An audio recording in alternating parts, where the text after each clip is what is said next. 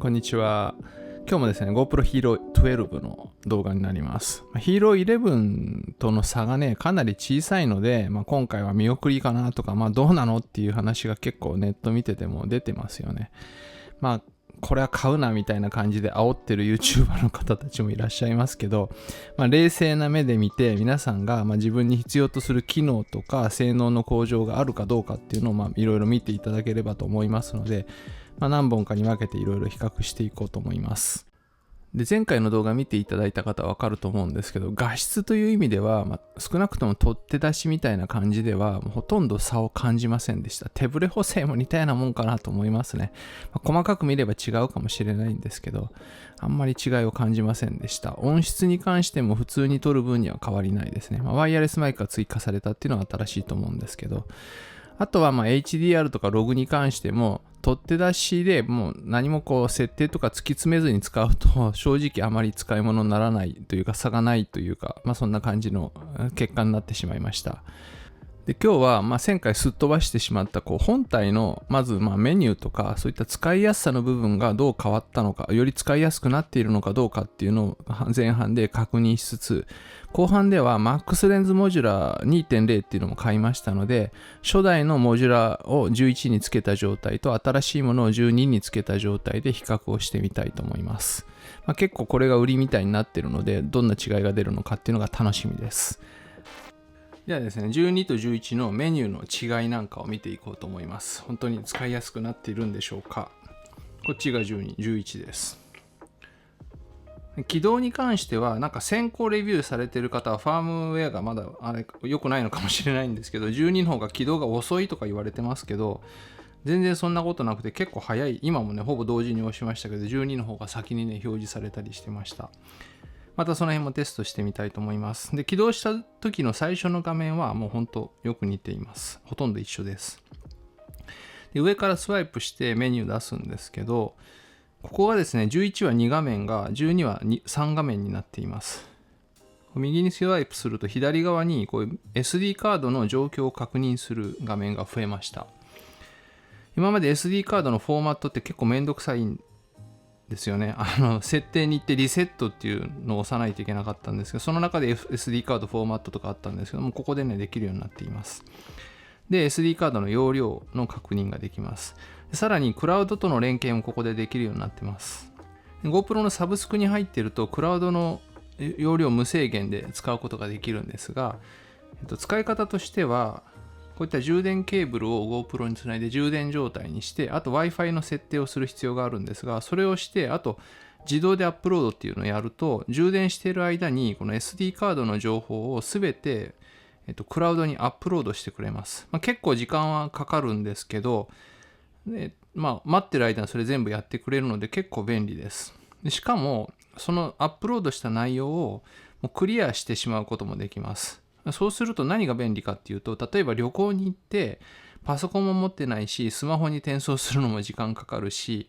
SD カードの替えもないみたいな時も、1日撮影してきたデータをホテルなんかに持って帰って、それで Wi-Fi につないでやれば、そこから全てオンラインでクラウドにアップロードすることができますので、メディアをクリアにすることができます。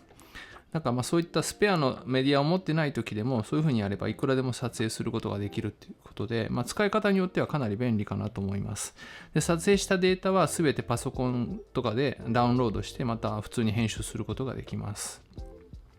ただ動画のデータで何ギガとか何十ギガとか何百ギガなので結構時間はかかるんですけど、使い方によってはかなり便利かなと思います。で、今度左にスワイプするとこういう画面が出て、ここもあんまり変わらないんですけど、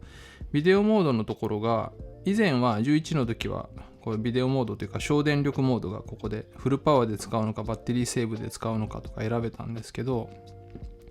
今度はマイクのペアリングボタンになっています。 Bluetooth のマイクというか Bluetooth 機器のペアリングボタンになっています。で、ここは一緒ですね。コントロールがプロとイージーっていうのは変わってません。あとユーザー設定の中身もほとんど変わってないんですけど、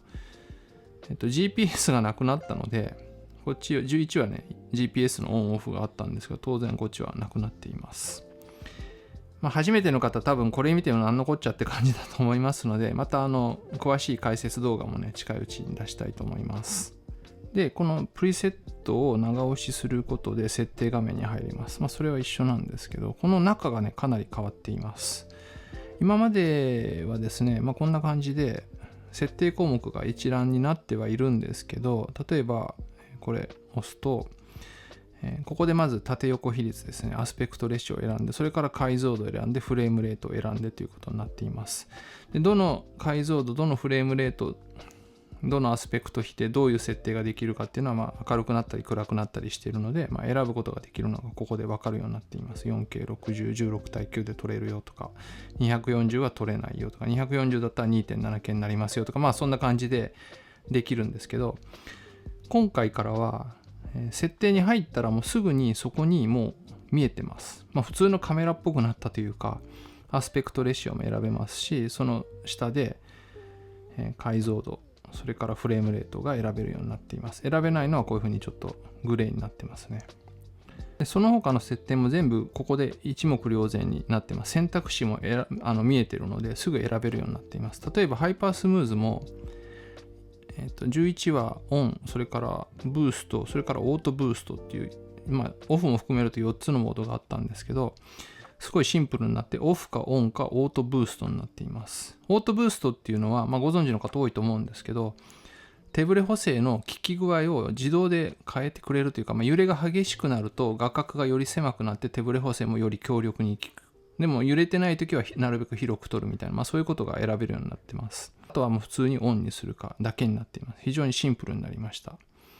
こんなね、いっぱい出てきてもどれ選んでいいかってちょっとなかなか悩ましいと思うので、いい変更かなと思います。あとはですね、今回の目玉機能の一つなんですけど、HDR とかログという撮影プロファイルもここで選べるようになっています。例えば HDR にすると HDR で選ぶことのできるアスペクトレシオがもう出てきます。で、解像度も出てきます。フレームレートも出てきますね。とにかくそのモードにした時に選べるものがちゃんと分かるように分かりやすくなっています。ログ撮影も同じですね。選べるアスペクトレシオ、それから 4K か 5.3K かでフレームレートが選べます。 5.3K にすると60までいけますね。レンズはスーパービューまでいけます。で、さらに手ブレ補正もそうですね。そしてここは ISO はもう100と400、最大が400になっています。こっちは最大値を変えることもできるようになっています。シャープネスも選べますね。そして色に関してはもう GP ログ一択になっています。ここでフラットとかビビットとか、そういうのを選べないようになっています。で、あとはちょっと思い出したんですけど、ビットレートっていうのが今まではここの、この設定画面で見ることができたんですが、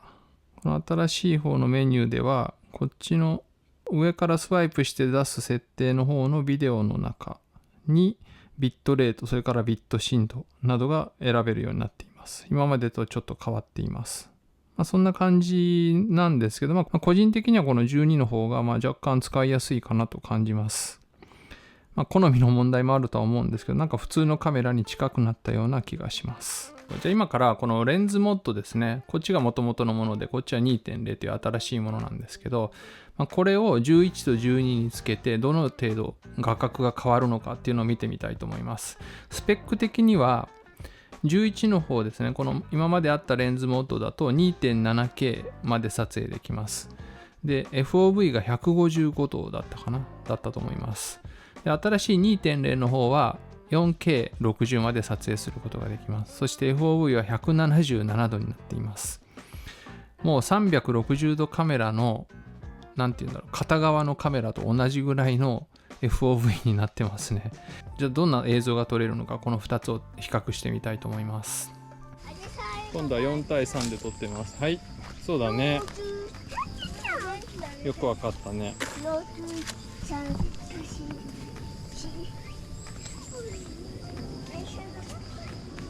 4対3です。マックスレンズモード。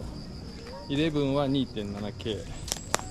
12は 4K です。はい、行ってよ。1、2、1、2、1、2、1、2、1、2、1、2、1、2。はい、気をつけてゆっくりおいで。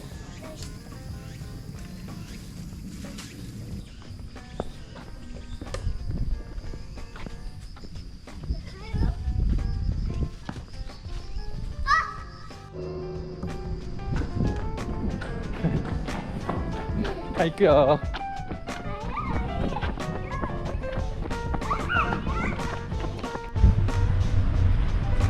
いしょか。この距離で両手入るってやばいっすね。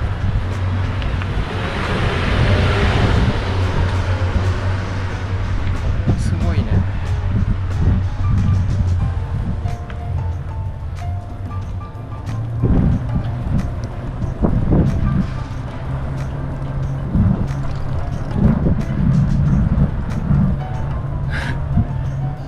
この距離で両手入るって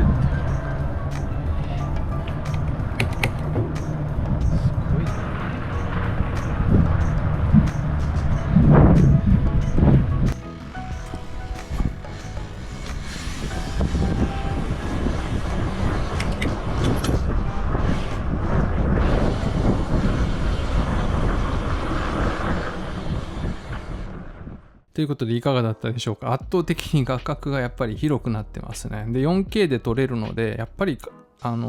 べるとね綺麗ですよね。ちっちゃくしてね YouTube にアップロードしてますので見た目そんなに変わらないかもしれないんですけど、生で見るとね結構違いますね。ということでいかがだったでしょうか。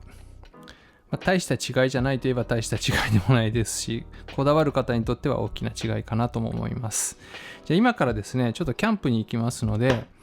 実際にじゃあ外でキャンプ GoPro で撮影するとどんな感じになるのか、いろんなシチュエーションの、明るい日中もありますし、夜暗い中テントの中とかありますし、いろんな状況でちょっと使ってみたいと思います。どんな映像が撮れるのかまた次の動画でお見せしたいと思います。ということで今回もご視聴ありがとうございました。他にも GoPro 関連の動画、チュートリアル系、レビュー系いろいろ出しています。カメラ関連の動画もたくさん出しています。よかったらご覧ください。